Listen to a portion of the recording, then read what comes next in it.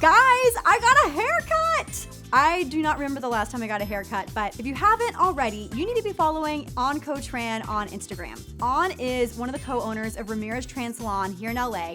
He's known for giving people really sexy, lived-in haircuts that have a bunch of movement. And we noticed that the shag was kind of popping up everywhere. It's like a really popular hairstyle right now. Obviously, it was big in the 70s, it was big in the 90s. Now it's been modernized. So we're gonna outline who the shag is good for, why it's versatile, and maybe who should stay away from the cut.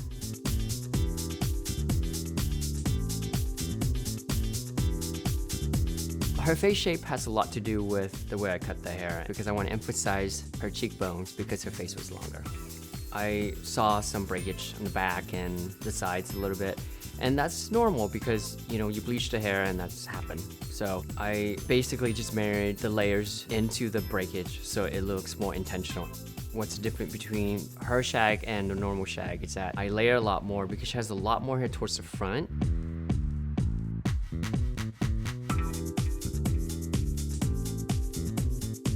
So for Rukmini, I gave her a stronger bangs. I made them stronger because she has a shorter forehead and it brings out her cheekbones. She has finer, thinner hair, so the shag is really good for it because it adds a lot of body and a lot of movement to it.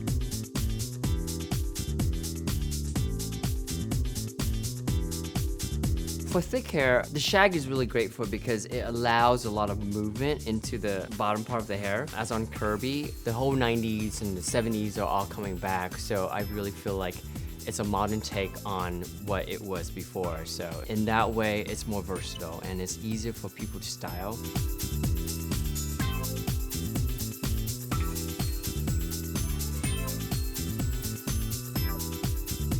So the reason why I blew her hair straight before I cut it because she wears it straight most of the time. So I want her to see it and be comfortable with it.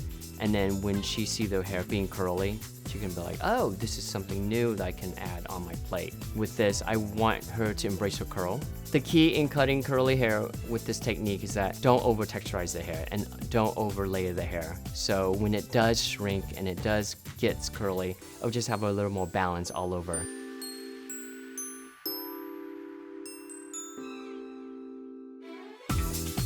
For those of you who have really, really curly hair and you wear it curly all the time, don't do it. Definitely not a haircut for you. All right, guys, so what do you think of my haircut? This is making me feel good, and honestly, growing up, I wanted to be a rock star, so I feel like I have a little bit of that edgy, cool vibe now, even though I'm so cheesy and you guys know it. Let me know in the comment section below what you think of our haircuts. If you like the wavy, texturized shag, if you like the long shag, the edgy shag, the sexy shag. I mean, can you believe he was like, Kirbie has the sexy shag. As always, you can find me on Instagram and Twitter at Kirbie Johnson, on Snapchat at Kirbie.Johnson, and on Facebook at Kirbie Johnson TV. All those links are below. One of these days, I'll get my life in order, and they won't all be the same. But until then, links. And always, subscribe.